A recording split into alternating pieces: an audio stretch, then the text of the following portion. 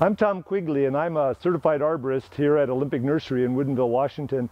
I want to share with you today a couple different ways to go about planting trees so that you'll be successful and you'll have a tree that thrives for generations to come. I believe the two most important factors to being successful with tree planting is giving consideration to your soil conditions and planting the tree or shrub at the proper depth. I want to show you 4 different types of root ball containment systems that we typically see in our nursery and that I think that you'll see in garden centers throughout the Puget Sound area. First type is where the tree is actually grown right in the pot, and you can see that the tree is just grown right in that container system there. Additionally, farmers will grow trees in their field and then will dig them out of the field, call this ball in burlap. And sometimes trees are dug out of the field, put in burlap, and then that entire ball is put in a container as well. And then the fourth type, for larger trees or for soil that is less stable, you'll see trees that are contained in a wire cage or some sort of a wire basket setup.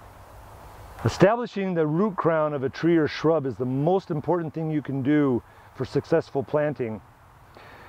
On this particular tree, it came in a pot, and often when trees are grown in pots, they're grown too deep even in the pot, and so you take the tree home and it's already a little bit too deep. So what we want to do here is we want to find where the root crown of this particular tree is, and you can just gently remove soil away from the trunk until you see, in this case it's down there a little ways, but if you keep looking, you're going to find where that root begins to get wider at the base of the trunk stem.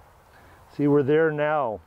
So this is the level right here that you want to plant your tree to, and doing all of this little bit of root pruning is just going to make that tree all the more vigorous. Lots of people want to know about the root crown, or they don't understand the root crown, and here you can see it very well defined. The trunk comes down and then a root begins to grow out, and so it is at this point where you're getting that widening of the root system from the main stem that is called the root crown, and you want to be able to see the root crown when you are done with your planting. If the tree that you purchased was dug from the field and placed in burlap and then placed into a pot, in order to establish the root crown, we really need to take this balled in burlap tree out of the pot. We've removed the pot from this balled in burlap tree, but that would normally be done at the planting site. For the sake of this discussion, we're doing it here on this elevated table. But again, what we're looking for is where the root crown of this tree is, where the root begins to get wider from the trunk. And you can feel the root ball, and you can make an assumption that that root crown is going to be right in this area. And so again, we want to plant this particular tree right at this depth, so that once we undo the burlap and the twine, we'll be able to remove a little bit more soil in the event that that root crown is slightly depressed.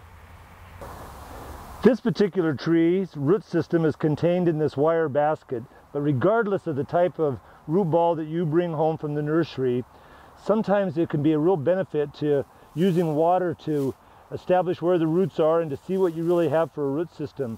Because once we move this tree into the hole, we're going to want to remove as much of this wire and burlap and twine, get all that out of there. And so by using water, you can take a closer look at the root system. Don't be afraid of being very aggressive with these roots. You can get some of that soil knocked off there and make sure that the roots have been cut clean, that everything is in order here. And you can do this water washing either next to the hole or even do it right in the hole, and then just let all that water soak in when you're done with seeing what's going on here. See how that's going to allow us to get in here deeper and remove more of the wire and the burlap, and that this is again the point just above the roots where we're going to want to plant that tree to that depth. Let's see how I'd plant a tree that is grown in a plastic pot. First thing you would do is remove the plastic pot, taking it right off there, and you can see all these roots that have now begun to grow around to the shape of the pot, and these roots need to be massaged out, otherwise they'll continue to grow in this circular fashion. You can begin by physically disturbing some of the roots right at the edge of the pot. If it's really root bound, you can actually take a shovel and cut off a few of these roots, but mostly you just want to get that loosened up. And again, you can use water to loosen these roots as well. With sufficient water pressure, you're kind of washing away some of the soil, and you begin to see the roots that are circling around the pot. And by doing that, you can identify which ones will need to be pruned and set out. This work can be done right alongside the hole, or it can be done inside the hole. If you do it once the tree is in the hole, then you need to wait for all the water to soak in before you finish the planting. Again, you can be very aggressive about getting in here and finding some of those roots, and if necessary, pruning them so that they are now growing out in the right direction.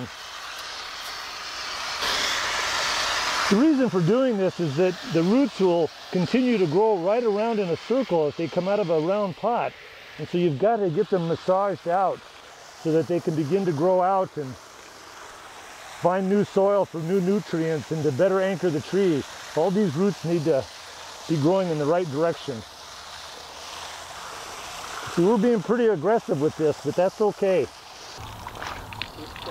So now we've got all these roots that are growing out in the right direction. This tree is now ready to go into the hole. Once the water dissipates in the hole, then we'll be ready to begin to backfill. That's the way you want to have it look. We're going to plant the tree now in the hole, and we have pre-dug this hole, and we determined the width of the root ball, and we now have dug the hole twice that width. And we've been very careful to dig the depth of the hole to match where the root crown is on the tree. We're going to now put the tree just into the hole here. Just gently move it in and get it centered. We now have the tree in the hole. This is the time that you want to take the time to make sure that it is oriented the direction that you want. Once you've done that, use just a little bit of soil to prop the root ball in place so that the tree is oriented to be straight.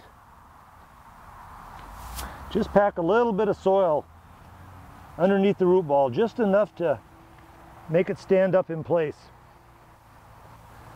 All right, at this point, we want to remove as much of this twine and burlap and debris out of the hole in order to make for the best planting.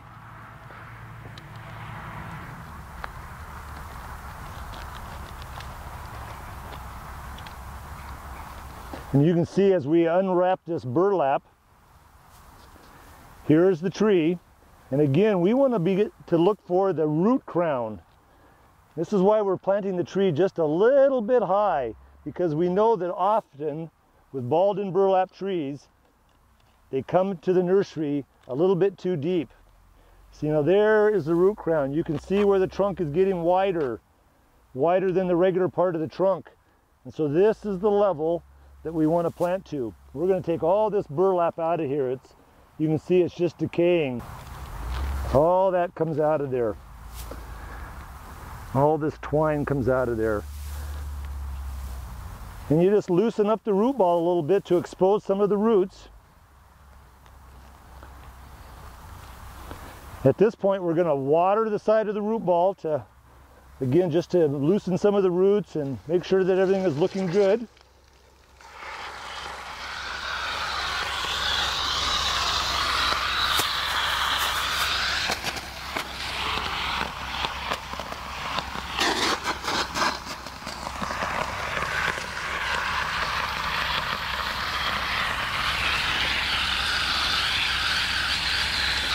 That's probably enough, Carlos.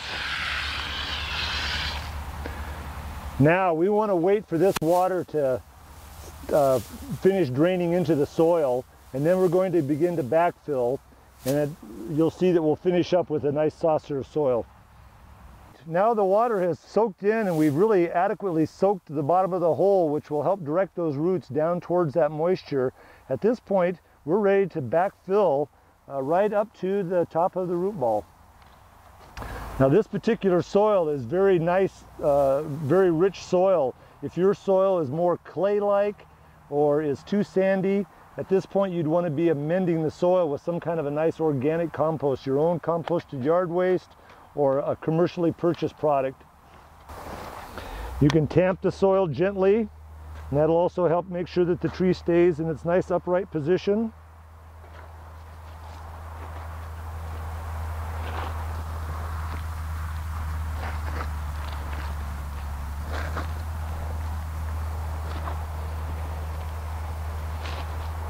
All right, so as we approach the completion of the planting, we want to create a saucer that will hold water, and the saucer needs to be just slightly larger than the root ball so that as you put water here, that water will soak into this root ball and right alongside the root ball.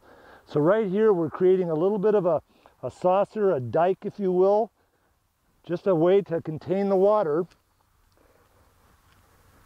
all the way around like that.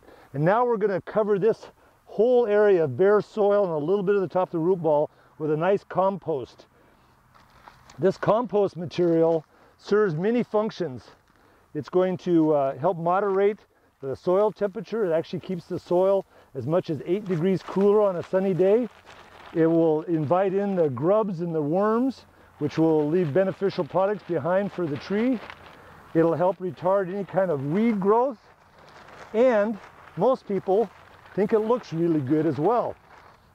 So again, we're kind of keeping our saucer, our little dike area, intact so that you can water very easily.